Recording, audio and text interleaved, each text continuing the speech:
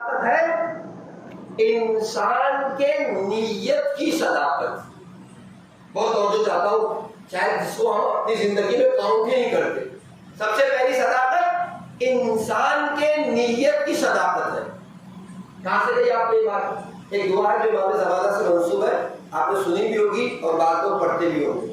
دعا بسم اللہ الرحمن الرحیم، اللہم ارزقنا توفیق الطاعہ وبعد المعصیہ وصدق النیہ. تیسرے مرحلے میں پہلے کیا کہتا ہے؟ اللہم ارزقنا توفیق الطاعہ، اے پروردگار تیری اطاعت کی توفیق عطا فرما، وبعد المعصیہ اور ہمیں گناہوں سے دور رکھ، وصدق النیہ اے پروردگار ہماری نیتوں میں صداقت عطا کر دے. کیا مطلب ہے نیت کی صداقت کا؟ کسے کہتے ہیں کہ انسان کی نیت بھی سچی ہو، انسان کی نیت بھی صادق ہو. یاد رکھیے، انسان کی فکروں سے، انسان کے خیالات سے جب شیطانی اور شہوانی فکریں ختم ہو جاتی ہے، دوسروں کو دھوکہ دینا، دوسروں کو اذیت دینے کی فکر جب یہ فکریں ختم ہو جاتی ہے تو انسان کے پاس صداقت نیت آ جاتی ہے. میں نے کہا کہ اتنا چھوٹا عمل ہے کہ کبھی ہم اس کو اپنی زندگی میں کاؤنٹ نہیں کرتے، لیکن ہماری نگاہ میں چھوٹا ہو سکتا ہے، خدا کی بارگاہ میں یہ عمل بہت بڑا اور مقبول عمل ہے. صدق نیت ہو سکتا ہے میں اپنی زندگی میں اسے کوئی حیثیت نہ دیتے ہو، لیکن خدا کی بارگاہ میں بہت عظیم اور بہت بڑا عمل ہے. ایک بات. دوسری بات، اگر کوئی چاہتا ہے کہ صدق نیت اپنے اندر پیدا کرے، پیسہ خرچ کرنے کی ضرورت نہیں ہے، بہت زیادہ وقت لگانے کی ضرورت نہیں ہے. ایک چھوٹی سی پریکٹس ہے، ایک چھوٹی سی تمرین ہے. انسان اگر کچھ دن اس تمرین کو، اس پریکٹس کو انجام دے دے تو خود بخود اس کے اندر صداقت نیت پیدا ہو جاتی ہے، اس کے نیت میں صداقت آ جاتی ہے. پیش کروں آپ کی خدمت میں، لیکن ابھی نہیں. پہلے مرحلے کو طے کرتے ہیں کہ صداقت نیت اکثر ہوتا ہے دونوں طرف. کبھی کبھار انسان کا عمل بہت چھوٹا ہے، میں نے کہا اس حد تک چھوٹا ہے کہ انسان اس کو کاؤنٹ ہی نہیں کرتا، اپنے حساب میں لے کے نہیں آتا کہ کوئی کام میں نے کیا، لیکن ممکن ہے کہ وہ ہماری زندگی میں، ہماری کاؤنٹ میں لائے خدا کی بارگاہ میں بہت بڑا عمل ہے. مثال لے کے ہمارے آپ کے چھٹے امام امام جعفر صادق علیہ السلام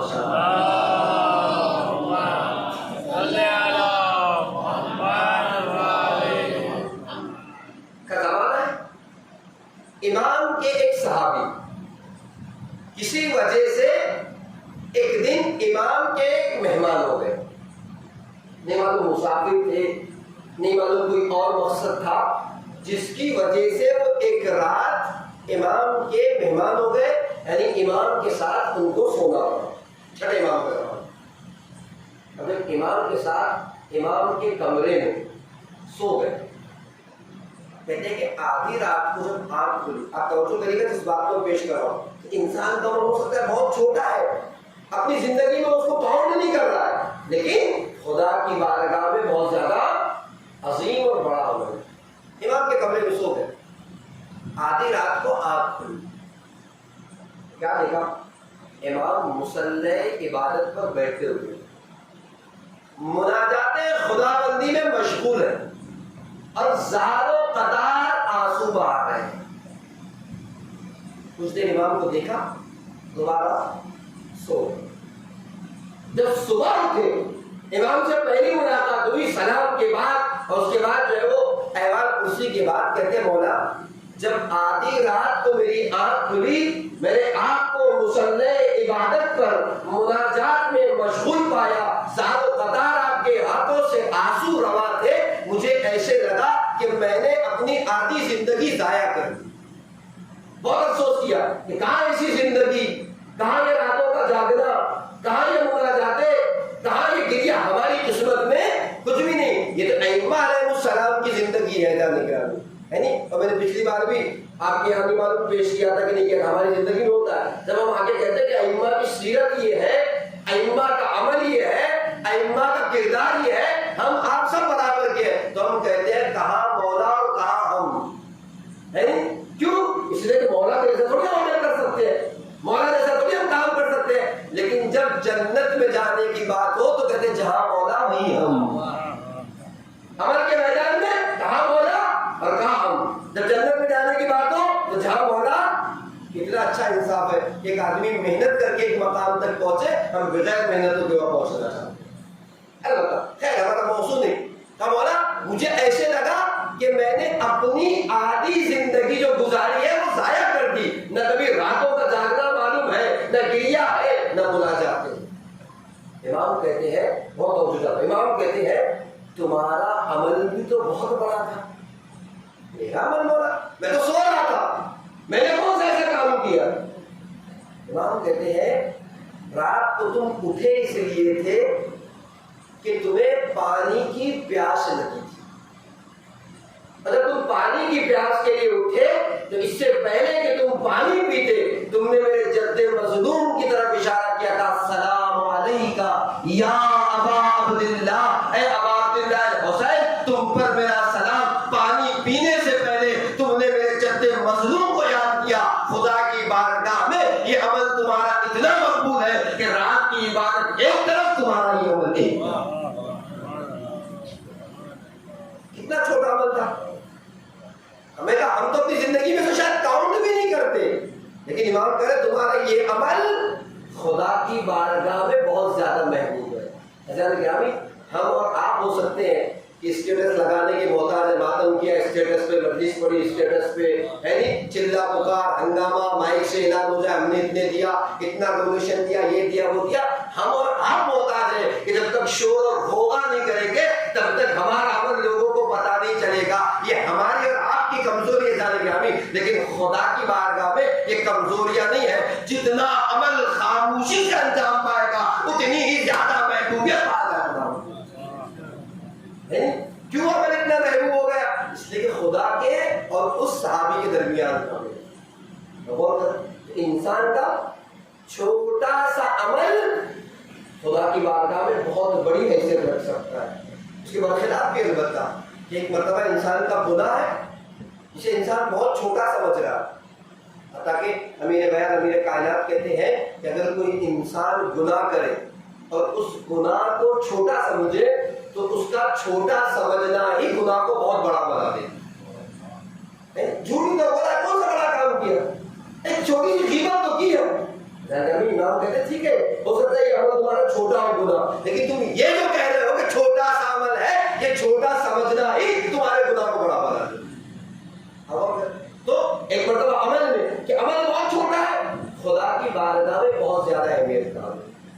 جیسے میں نے کہا ایک جملہ صرف پیاس لگی تھی کہ السلام علیکہ یا ابا عبداللہ، امام کہتے ہیں رات بھر کی عبادت ایک طرف اور تمہارا ایک جملہ کہہ دینا ایک طرف۔ اسی طریقے سے ہماری صدق نیت ہے۔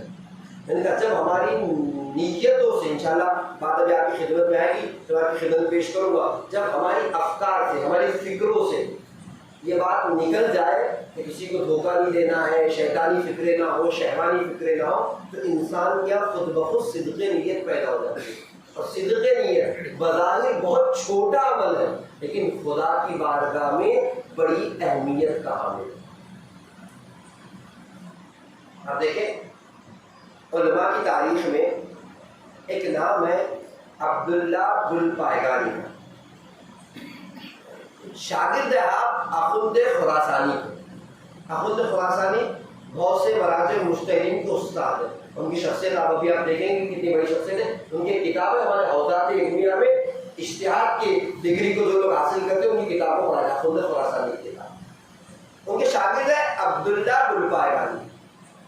لیکن جب عبداللہ ذوالفائقانی کا انتقال ہوا نجف شرف میں، تو جس دن ان کا انتقال ہوا اس کے دوسرے دن نجف کے بہت سے بزرگ علماء نے عبداللہ ذوالفائقانی کو خواب میں دیکھا۔ اب دیکھیں انسان کی صدق نیت کتنی اہمیت کی حامل ہے اور کتنا اہم مقام ہے۔ ہو سکتا ہے ہماری نگاہ میں چھوٹا عمل ہو لیکن خدا کی بارگاہ میں بہت بڑا عمل۔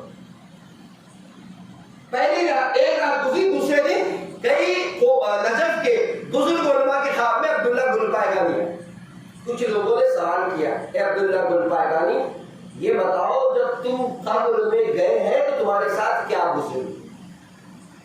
کہتے ہیں جب مجھے لوگوں نے لٹا دیا اور لٹا کر قبرستان سے جانا شروع کیا. البتہ مجھے نہیں معلوم آپ لوگوں کا کیسا طریقہ کار ہے. بعض علاقوں میں ہمارے ہے کہ جب لٹاتے دوسری تلقین سے بڑے سب لوگ جلدی سے باہر نکل جاتے ہیں، جبکہ امیر کائنات کہتے ہیں کہ قدموں کی آہٹ جب آتی رہتی ہے تبھی ملائکہ قبر میں آ جاتے ہیں، اور گھر والوں کو کچھ دیر تک قبرستان میں ٹھہرنا چاہیے، اس لیے کہ وہ مردہ ڈرتا ہے، تھوڑی سی وحشت کھاتا ہے، کچھ قدموں کی آہٹ ہو تو اسے کچھ آہٹ سی محسوس ہوتی ہے. بعض علاقوں میں چھوڑ کر جلدی سے جاتے ہیں اور پھر مولانا صاحب اکیلے بیٹھ کر تلقین پڑھتے ہیں. امیر کائنات کہتے ہیں نہیں، تلقین اس لیے رکھی گئی ہے کہ ملائکہ اسی وقت آتے ہیں، سوالات کرتے ہیں، وہ تلقین اس کا سہارا بن جاتی ہے. اور تلقین بھی کیا ہے؟ وہی عقیدہ جس کی ہم بات کر رہے ہیں کہ سمجھایا جاتا ہے. میں آپ کی خدمت میں آگے جا کے پیش کروں گا. خیر وہ کہتے ہیں کہ جیسی مجھے قبر میں لٹایا گیا اور لوگ ابھی قبرستان سے گئے نہیں تھے، یہ سوالات کے فرشتے میری قبر پہ آ گئے. جو ضروری سوالات تھے، اللہ کون ہے، کتاب کیا ہے، یہ جب میں سب کا جواب دے چکا تو مجھ سے کہتے عبداللہ گل پائگانی تم کیا لے کر آئے ہو؟ وہ کہتے میں نے کہا اتنی ریسرچ ہے میری، اتنے میرے اسٹوڈنٹس ہیں، اتنی کتابیں میں نے لکھی ہے، اتنا میرا علمی کام ہے. کہتے فرشتوں نے مجھ سے کہا کتابیں تو تم نے لکھی، ریسرچ تو تمہاری موجود ہے، لیکن ان کتابوں پر تمہارا نام بھی لکھا ہوا ہے، کہیں نہ کہیں تم نے اس نام کی شہرت سے فائدہ اٹھایا، اس کے علاوہ اور کیا لے کر آئے؟ وہ کہتے ہیں میں دوسرے گروہ کی طرف گیا. میں نے کہا میں نے اتنی نمازیں پڑھی، اتنے روزے رکھے، اتنی عبادتیں کی، اتنے میرے اعمال ہیں. تو ملائکہ مجھ سے کہتے ہیں کہ نمازیں تو سب پڑھتے ہیں، عبادتیں تو سب کرتے ہیں، تم تو قوم کے عالم تھے، تم سے کچھ زیادہ توقع تھی، یہ بتاؤ اس سے زیادہ کیا لے کر آئے؟ کہتے ہیں میرا دوسرا گروپ بھی جو تھا جب ملائکہ نے سائڈ میں رکھ دیا تو تیسرے مرحلے میں نے کہا اتنی مجلسیں کی، اتنے آنسو آئے، اتنے دعائیں توسل پڑی، اتنے خدا کی بارگاہ میں مانگی. تو کہتے ہیں کہ وہ تو سب کرتے ہیں، تم نے کیا تو کون سا؟ ہمارے. عبداللہ گل پائگانی کہتے ہیں کہ میں سمجھ گیا کہ جو چیز بھی میں کہوں گا ملائکہ اس پہ کوشچن مارک لگا دیں گے، ایک سوالیہ نشان لگا دیں گے. اب میں نے کہا کہ اگر یہ میرا قبول نہیں ہے تو پھر میرے پاس کچھ ایسا نہیں کہ میں تمہاری بارگاہ میں اپنی باتوں کو پیش کر سکوں. کہتے جب میں نے یہ بات کہہ دی تو ملائکہ مجھ سے کہتے ہیں کہ تمہارا ایک قیمتی گوہر ہے جو ہمارے پاس رکھا ہوا ہے. عبداللہ بن پہگانی کہتے ہیں کہ مجھے تو کچھ بھی ایسا یاد نہیں کہ کوئی ایسا قیمتی گوہر، کتابیں ایک طرف، اسٹوڈنٹ ایک طرف، میری تحقیقات ایک طرف، میری نمازیں ایک طرف، میری عبادتیں ایک طرف، میری مجلس ماتم گریہ توسل ایک طرف، اور آپ کہتے ہیں قیمتی گوہر ہے ان سارے اعمال کے مقابلے میں. کہا وہ ایسا قیمتی گوہر ہے کہ جس کے عوض میں ہم تمہاری یہ سارے اعمال کو قبول کرنے کے لیے تیار ہیں. اچھا مجھے تو کچھ بھی یاد نہیں. یاد کرو نجف میں ایک وقت سردی کا زمانہ تھا اور تمہارے یہاں تمہارے وطن گل پائگان سے کچھ زائرین امیر المؤمنین حرم امیر المؤمنین کی زیارت کے لیے آئے تھے. اور وہ پرانا زمانہ تھا، ہوٹلیں وغیرہ نہیں ہوتی تھی تو لوگ اپنے رشتے داروں کے، اپنے پہچان والوں کے رکا کرتے تھے. کہ کچھ مہمان تمہارے یہاں آئے تھے. میں جملہ رکے کو مجھے نہیں معلوم آپ کیا یہ بات مشہور ہے کہ نہیں. بعض علاقوں میں لکھنؤ وغیرہ کی طرف یہ بات مشہور ہے کہ مہمان جب جاتا ہے گھر سے تو آپ کے گھر کی بلائیں آفتیں لے کر جاتا ہے. اچھا اس میں مس کانسیپٹ کیا ہے؟ وہ یہ سمجھتے بلائیں لے کر جاتا ہے تو اپنے ساتھ اپنے گھر لے جاتا ہے.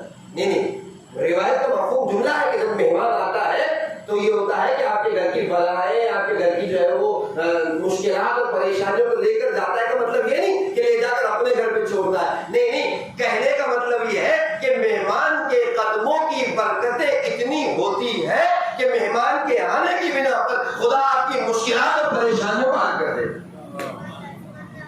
یہ آسان سا جانے گرامی فارمولہ ہے جو اصل بات کی جائے صلی اللہ علیہ وسلم محمد علیہ وسلم.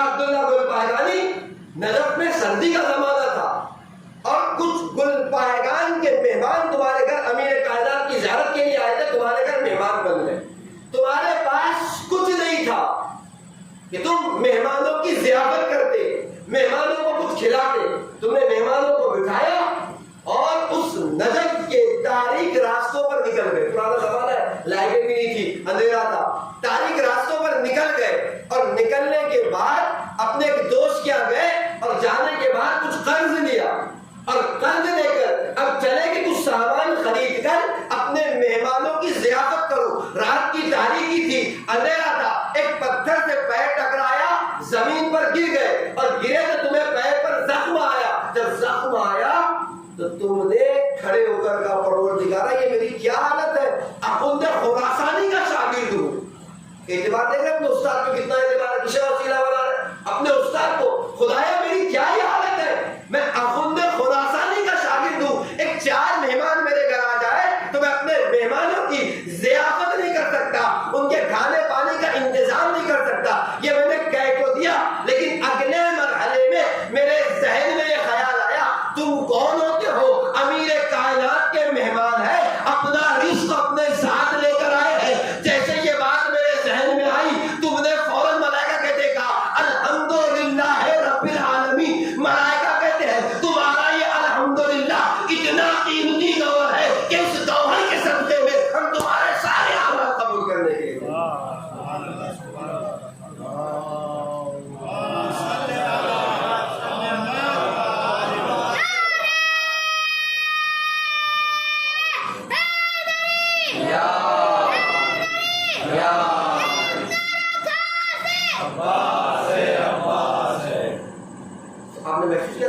نتیجہ کیا ہے؟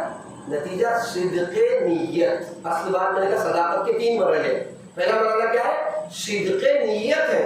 کیوں عمل اتنا مقبول ہے؟ کبھی بعض اوقات ہم کسی کام کو اپنی زندگی میں کاؤنٹ نہیں کرتے، گنتے نہیں۔ ہو سکتا ہے عمل بہت چھوٹا ہو لیکن خدا کی بارگاہ میں بہت زیادہ مقبول اور محبوب ہو جانے کے عامل۔ اس لیے میں نے کہا ہم محتاج ہیں اسٹیٹس پہ لگانے کے، مائک سے اپنا نام بلوانے کے، اپنی تعریفیں سننے کے۔ خدا تو وہ ہے جتنی خاموشی سے، جتنے تاریکی سناٹے میں جتنی خاموشی سے نیکی کر دی جائے اتنے ہی زیادہ عمل کی حیثیت بڑھ جاتی ہے اور عمل قابل قبول کر لیا جاتا ہے۔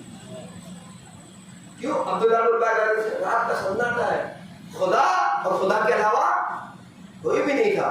اس رات کے سناٹے میں ملائکہ کہتے تمہارا ایک الحمدللہ اتنا مقبول ہے خدا کی بارگاہ میں کہ تمہارا قیمتی گوہر کی حیثیت ہے۔ تمہاری کتابیں ایک طرف، تمہاری ریسرچ ایک طرف، تمہاری تحقیقات ایک طرف، عبادتیں، نماز، روزہ، آنسو، توسل ایک طرف، اور رات کی تاریکی میں صدق دل کے ساتھ تمہارا الحمدللہ خدا کی بارگاہ میں اتنا محبوب ہے کہ اس کے صدقے میں سارے اعمال قبول کرنے کے لیے۔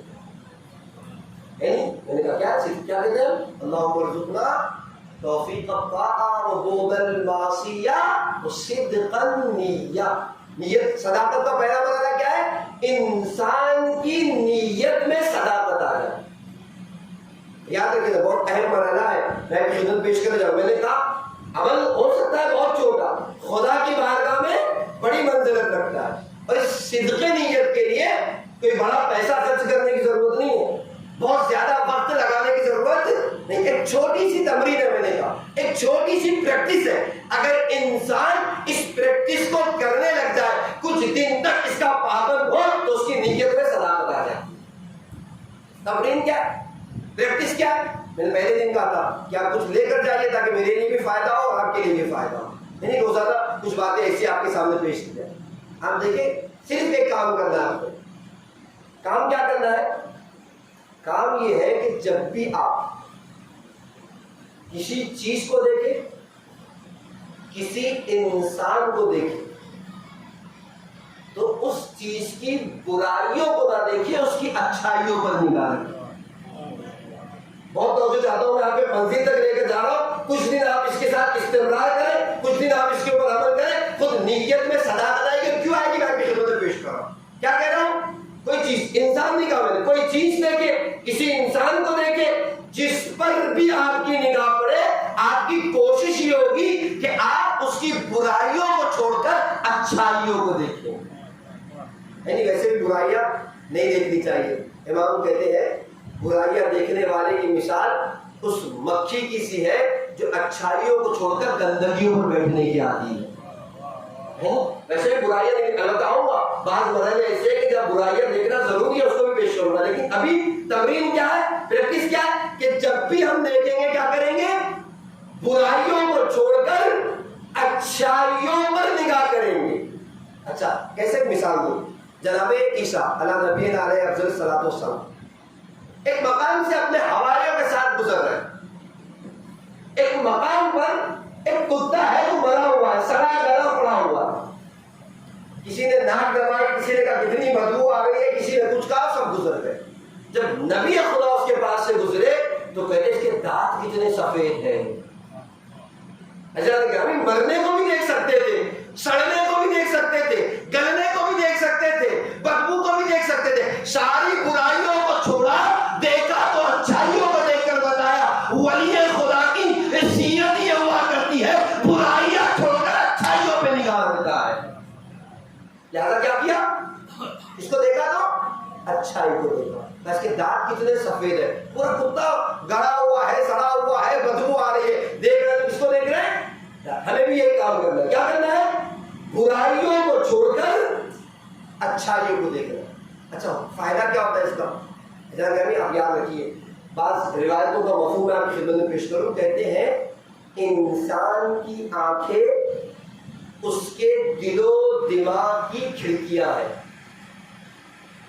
انسان جو آنکھوں سے دیکھتا ہے وہی سوچتا ہے, اور جو سوچتا ہے وہی بولتا ہے, اور جو بولتا ہے اسی پر عمل کرتا ہے. اسی لیے تو امیر بیان, امیر کائنات ارشاد فرماتے ہیں یاد رکھو اپنی افکار کی حفاظت کرو, اپنے خیالات کی حفاظت کرو کہ وہ تمہاری گفتار بن جاتے ہیں. اپنی گفتار کی حفاظت کرو, وہ تمہارا رفتار بن جاتی ہے. لہذا جب آپ اچھا دیکھیں گے تو کیا ہوگا؟ اچھا سوچیں گے. جب اچھا سوچیں گے تو کیا ہوگا؟ اچھا بولیں گے. اور جب اچھا بولیں گے تو خود بخود آپ کا عمل بھی اچھا ہوتا چلا جائے گا. لہذا اگر کوئی چاہتا ہی ہے کہ اس کا عمل اچھا ہو جائے, اس کی زندگی اچھی ہو جائے, تو ضرورت اس بات کی ہے کہ سب سے پہلے اپنی آنکھوں پر کنٹرول کرنا شروع کر دے. یا دیکھے بھی تو کوشش یہ کرے کہ اچھائیوں کو دیکھ رہا ہو, برائیوں کو نہ دیکھ رہا ہو. اگر ایسا ہوگا تو نتیجہ یہ ہے, جب دیکھے گا اچھا تو سوچے گا اچھا, سوچے گا اچھا تو بولے گا اچھا, بولے گا اچھا تو عمل بھی اچھا کرے گا. اب اچھا دیکھنے کا مطلب کہیں بھی یہ نہیں کہ انسان اتنا بولا ہو جائے کہ کوئی ہر سے دھوکہ دے کے جائے, اس کی برائی اس کو دکھائی نہیں دے. نہیں, المومنوں کیس, مومن چالاک ہوتا ہے. اچھا دیکھنے کا مطلب وہ مقامات کہ جہاں اسے برائیاں دیکھنی ہے, دیکھنا بھی ضروری ہے. بعض مقامات ہیں تقریباً 8 سے 10 موارد ایسے ہیں کہ جہاں کسی انسان کی غیبت کرنا صحیح ہے. بہت سے موارد, وقت نہیں ہے, میرا موضوع ہے. اس میں سے ایک, اگر مثلا رشتے کے لیے آپ کے پاس کوئی آئے اور آپ کے بھائی فلاں کی لڑکی سے رشتہ کر رہے ہیں, آپ ان کے رشتے دار ہو, آپ ان کے گھر والوں کو جانتے ہو, اس کے بارے میں بتاؤ, تو آپ کی ذمہ داری کیا ہے؟ جو برائی لڑکی میں یا لڑکے کے بارے میں پوچھ رہا ہے, جو آپ سے کہ فلاں لڑکے سے ہمارا رشتے کی گفتگو چل رہی ہے, آپ بتاؤ لڑکا کیسا ہے. آپ کی ذمہ داری کیا ہے؟ اب آپ برائیاں چھپائیں گے نہیں, بلکہ بولیں گے فلاں لڑکا ایسا ہے, اس کے اندر یہ اچھائی ہے اور یہ کیا ہے؟ برائی ہے. یہاں آپ کو چھپانا نہیں ہے برائیاں. اب یہ غیبت شمار نہیں ہوگی. ایک مورد یہ ہو گیا کہ جب آپ کو برائیاں دیکھنی بھی ہے, بولنی بھی ہے ضرورت پڑی تو. اور ایک مقام, اگر کسی معاشرے میں ایسی برائی پائی جا رہی ہے جو پورے معاشرے کو خراب کر دے گی, تو پورے معاشرے کی ذمہ داری ہے کہ صرف اس برائی کو دیکھے نہ, بلکہ دیکھنے کے بعد اس برائی کے خلاف بولے بھی. जनाबे सादिक अलैहिस्सलातु वस्सलाम।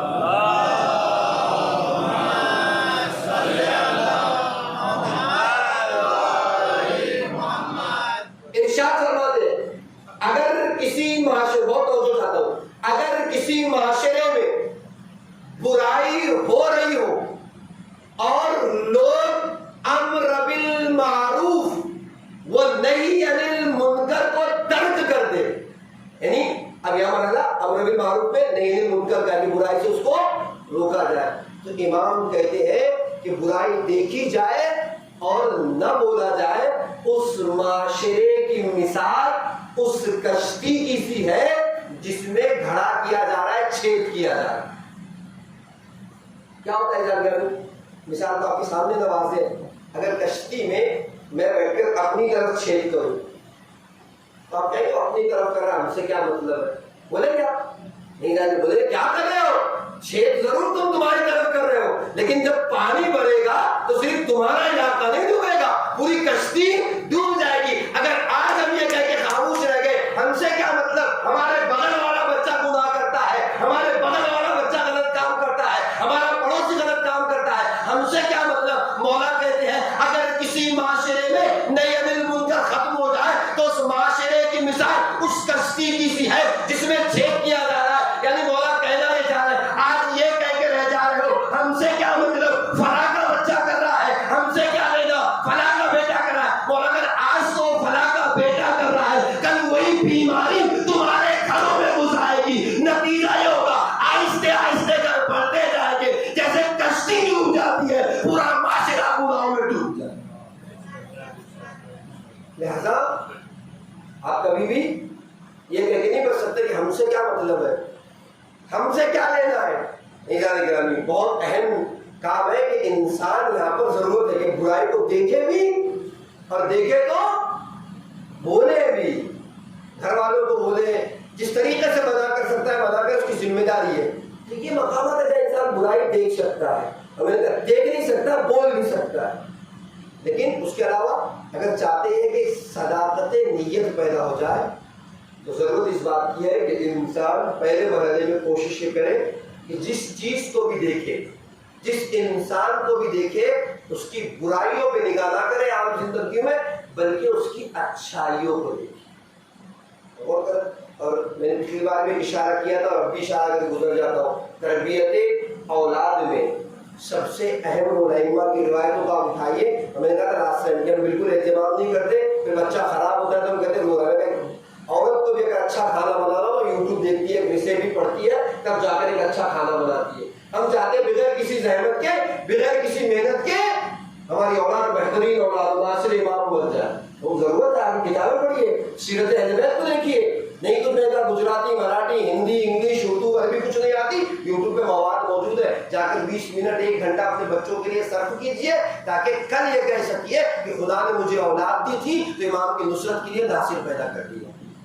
अगर नहीं आपने काम किया और औलाद पे हाथ से चलेगी तो किसी शिकवा करने की जरूरत नहीं। कितना है मैंने कहा, हर काम के लिए जिस काम का आप नतीजा चाहते हैं उसके लिए एहतमाम जरूरी है। अगर मैं चाहता हूं मेरा रिजल्ट अच्छा हो, बगैर पढ़ाई के रिजल्ट अच्छा हो नहीं सकता। अगर चाहते हैं कि अच्छी औलाद हो, साले औलाद हो, आपका कायदा मान रही हो, आपकी बातों का जनगामी कबूल कर रही हो, जरूरत इस बात की कि आप आकर उस तरबियत के लिए एहतमाम करें। और अइम्मा ने पूरी जिंदगी 1 साल से लेकर यानी को विलादत से लेकर या विलादत के पहले से लेकर 21 साल तक का पूरा बरनामा अइम्मा की जिंदगी में अइम्मा ने बयान किया। 7 साल कैसे होंगे, दूसरे 7 साल क्या होंगे, तीसरे 7 साल कैसे होंगे, 21 साल तक वालिदैन की जिम्मेदारी है कि वो सीरत अहले बैत पर बच्चों की तरबियत करे, उसके बाद वो अपना जिम्मेदारी। बच्चों की तरबियत में भी कोशिश क्या करनी है, उसे मुस्बत बातें, पॉजिटिव गुफ्तगू करनी चाहिए। मनफी बातें ये मत करो, ऐसा मत करो, नहीं, अइम्मा अलैहिस्सलाम ने शिद्दत से मना किया। मैंने क्या कहा, आपको रोकना है, बुराइयों को नहीं देखना है, आपको टोकना है, तो उसका तरीक़ेकार अलग है। मेरा मौजूद नहीं है, वरना तफसील आपकी खिदमत में पेश करता कि किस तरीके से नहीं रोकेंगे तो कैसे मना किया जाएगा। जी उसके अपने तरीक़ेकार है, या कोशिश करे कि इंसान उसके सामने बुराइयों के बजाय अच्छाइयों को पेश करे। किसी ने बड़ी खूब बात लिखी थी कि एक वक्त जो है वो कचरा साफ करने वाला जो है वो کچرا صاف کرتے کرتے دروازہ کھٹکھٹاتا ہے، کچرا مانگتا ہے، بچہ کہتا ہے ماں سے کہ والدہ کچرے والا آیا ہے، تو ماں کہتی ہے بیٹیا وہ تو صفائی والا ہے، کچرے والے تو ہم ہیں، وہ تو صاف کرنے کے لیے آیا ہے، کچرا تو ہم کرتے ہیں۔ آپ دیکھ رہے ہیں کتنی نیگیٹو آپ کو پازیٹیو بتا دیا اس نے۔ اس طریقے سے تربیت کے اپنے اصول ہے، وہاں بھی آپ کو برائیوں کی بجائے اچھائیوں کی طرف نگاہ کرنی۔ تو صداقت کے میں نے کہا ہم سمجھتے ہیں صداقت یعنی سچ بولنا، نہیں صرف سچ بولنا صداقت نہیں ہے۔ صداقت کے تین مرحلے، پہلا مرحلہ کیا ہے؟ صدق نیت، کہ انسان جب سب سے پہلے مرحلے میں اس کی نیت سچی ہونی چاہیے۔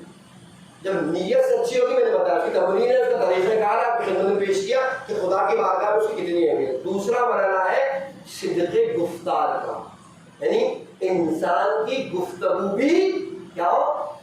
سچی ہو، یعنی وہ جھوٹ نہ بول رہا ہوں۔ میں نے آپ کی خدمت میں پیش کروں، یاد رکھیے جہاں موبائل فون نے آج کے زمانے میں بہت چیزوں میں آسانی کر دی۔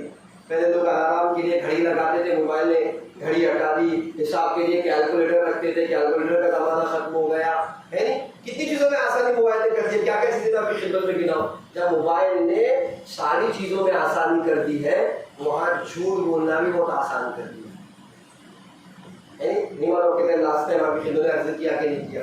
کیا ہوتا ہے ہم جو ہے وہ گھر سے ابھی کپڑا بھی نہیں پہنا، بس اسٹیشن پہنچ رہے ہیں، استغفر اللہ رب العالمین، جبکہ ابھی تو ہم گھر سے نکلے بھی نہیں ہیں۔ کتنا آسان ہو گیا جھوٹ بولنا، شاید پہلے زمانے میں اتنا آسان نہ تھا، لیکن آج کے زمانے میں جھوٹ بولنا بھی آسان ہے کہ اللہ کے رسول حضرت محمد مصطفیٰ صلی اللہ علیہ وسلم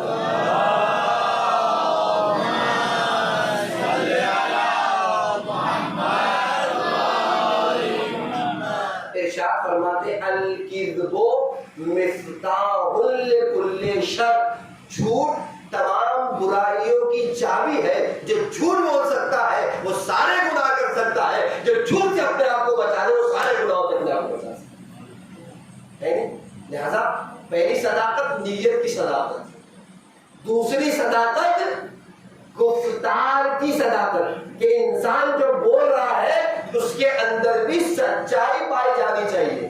اور علماء اخلاق بیان کرتے ہیں، اگر البتہ اختلاف ہے علماء میں کہ اگر گناہ کبیرہ 70 ہے تو 20 گناہ اس میں سے ایسے ہیں جو انسان کی زبان انجام دیتی ہے۔ کتنے؟ 20۔ اسی لیے امیر کائنات ارشاد فرماتے جرمہ صغیر و جرمہ کبیر، اس کی شکل بہت چھوٹی ہے، جثہ بہت چھوٹا ہے، لیکن اس کے گناہ بہت بڑے بڑے ہیں۔ غیبت اس سے کرتے ہیں، تہمت اس سے لگاتے ہیں، الزام اس سے لگاتے ہیں، جھوٹ اس سے بولتے ہیں، دو خاندان میں لڑائیاں اس میں لگاتے ہیں، دوستوں میں تفرقہ اس زبان سے ڈالتے ہیں۔ آپ کو اسی لیے روایت میں تاکید ہے کہ انسان بولے تو بہت سوچ سمجھ کر بولے، اس لیے کہ زبان مولا کہتے ہیں بہت چھوٹی ہے، اس کے گناہ بہت زیادہ بڑے بڑے ہیں۔ اور یاد رکھیے ایک گاڑی، اچھا اس سے پہلے اس کو سن لیجیے تو آپ کے یہ زبان دکھنے کے لیے بہت زیادہ چھوٹی ہے، لیکن آپ کی پوری شخصیت کو بتا دیتی۔ ایک دکان ہو، دکان اس پر شٹر لگا ہوا، آپ اس شٹر لگی ہوئی دکان کو دیکھ کر بول سکتے کہ دکان کوئلے کی ہے کہ سونے کی ہے؟ بول سکتے ہیں؟ نہیں بول سکتے، شٹر گرا ہوا ہے، نہ آپ کو یہ پتا ہے کہ کوئلے کی دکان ہے کہ سونے کی دکان ہے، ہیرے کی دکان ہے، لیکن جیسے ہی شٹر اٹھتا ہے تو پتا چلتا ہے سونے کی ہے کہ کوئلے کی ہے۔ ایسے ہی زبان چھوٹی سی ہے لیکن آپ کی پوری شخصیت کو بتا دیتی ہے۔ جب تک خاموش رہتی ہے کوئی نہیں بتا سکتا آپ جاہل ہے کہ عالم ہے، پڑھے لکھے ہیں کہ ان پڑھ ہے۔ جیسے انسان بولنا شروع کرتا ہے سمجھ میں آ جاتا ہے عالم ہے کہ جاہل ہے۔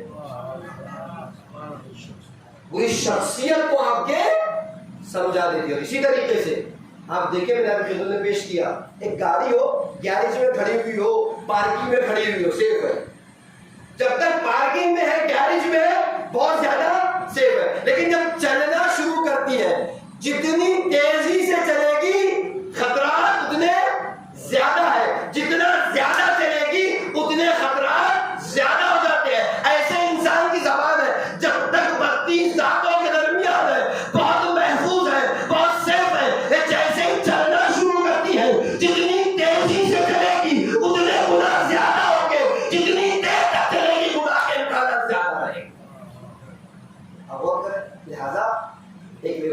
اصول کافی میں صادق آل محمد امام جعفر صادق علیہ السلام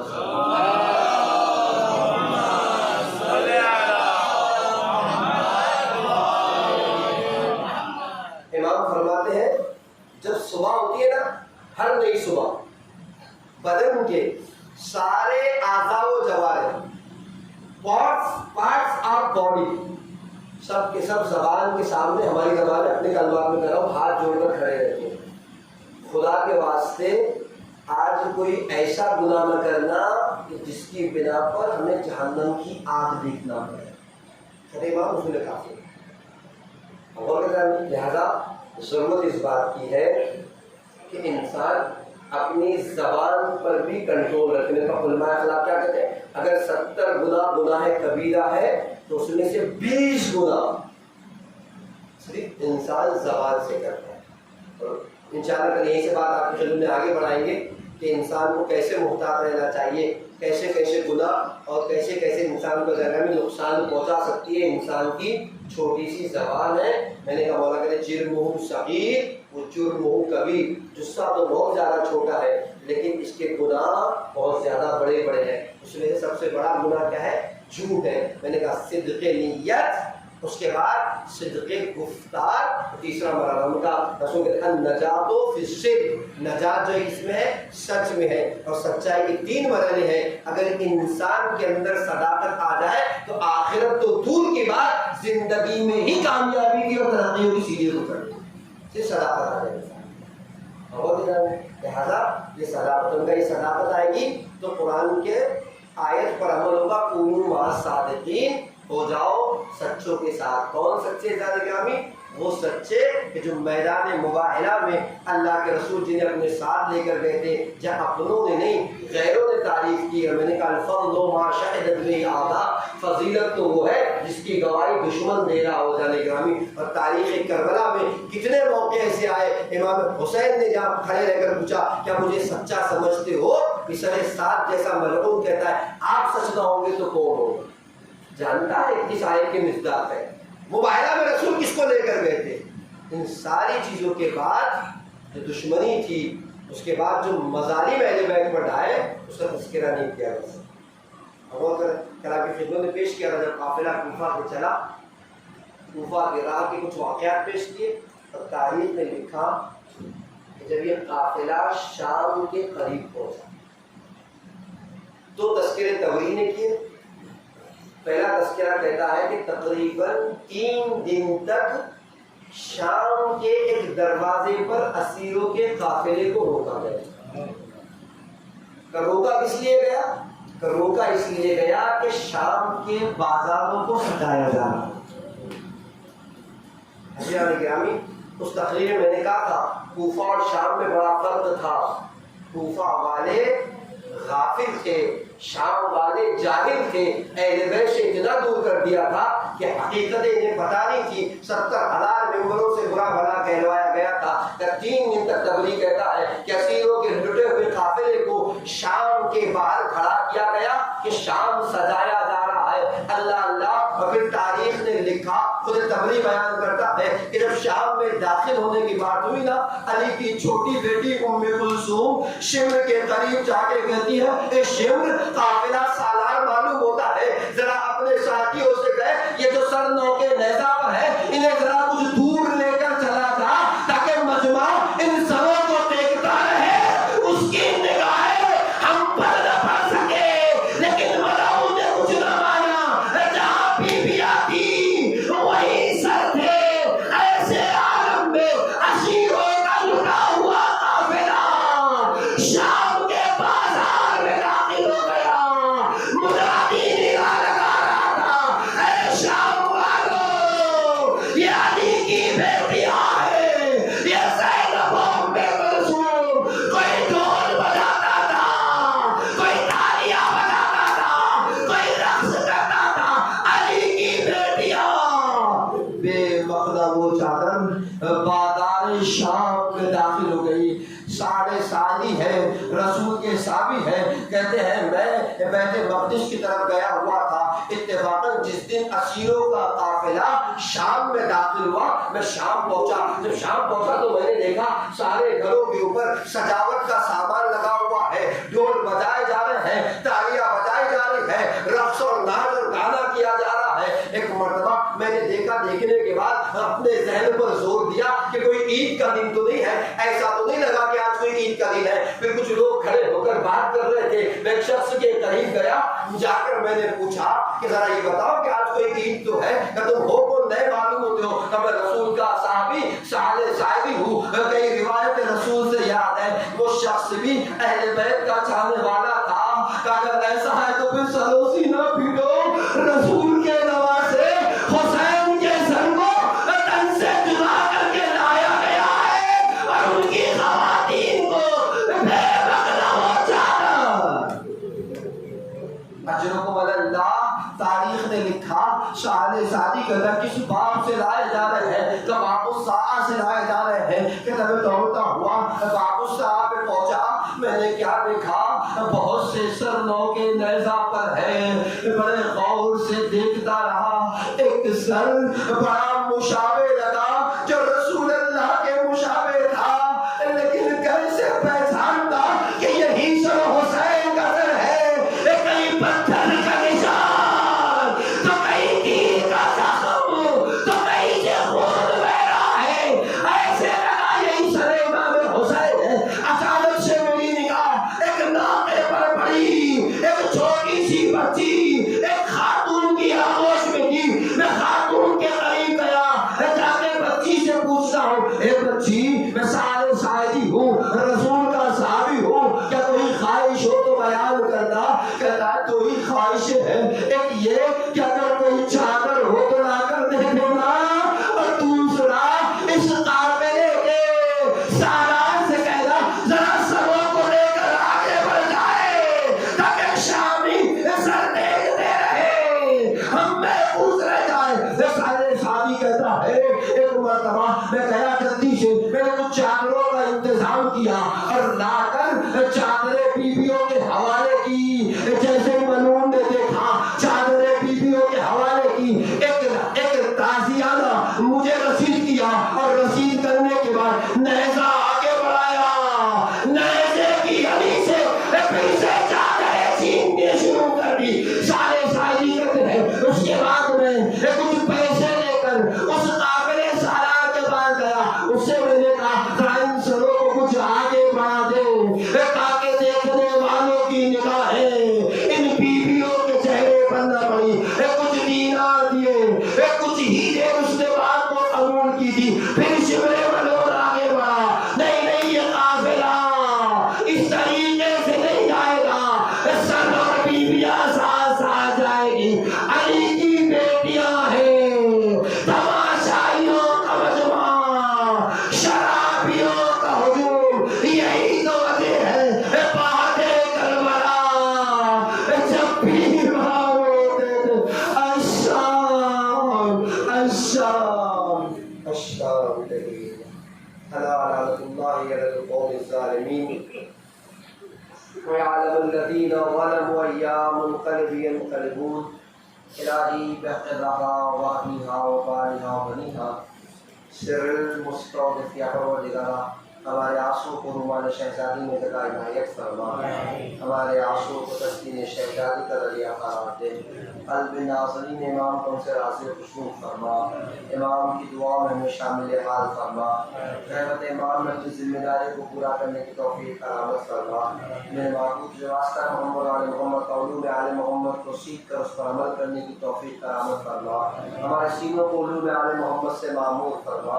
میرے معبود صاحب صاحب بالیان جلسہ کی تمام دلی مرادوں کو پورا فرما. ان کی تمام مشکلات کو برطرف فرما. میرے معبود جو دعائیں دل میں لے کر آپ سے قبول و مستجاب فرما. جن حضرات نے دعا کی گزارش کی تمام دلی دعاؤں کو مستجاب فرما. میرے معبود روزہ مقدسہ کی حفاظت فرما. روزائین جو کربلا مولا پروردگار پہنچ چکے پہنچ جائے سب کی جان مال عزت ایمان اور آبرو کی حفاظت فرما. پروردگار کے واسطہ محمد والے محمد کا روز بروز مجلسوں کے بعد قربت امام حسین میں اضافہ فرما. اس محرم میں ایسا حسینی بنا دے جیسا آپ حسین دیکھنا چاہتے ہیں. میرے محبوب سے واسطہ محمد والے محمد کا زندگی میں زیارت امام حسین علیہ السلام اور آخرت میں شفاعت امام حسین علیہ السلام نصیب فرما۔ اے معبود سے واسطہ محمد والے محمد قائم ترین دعائیں میں معبود منتخب خون امام حسین یوسف زہرا امام زمانہ کے قرب عطا فرما۔ امام کے مخلص غلاموں میں ہمارا شمار فرما۔ ربنا تقبل منا انک انت السمیع العلیم۔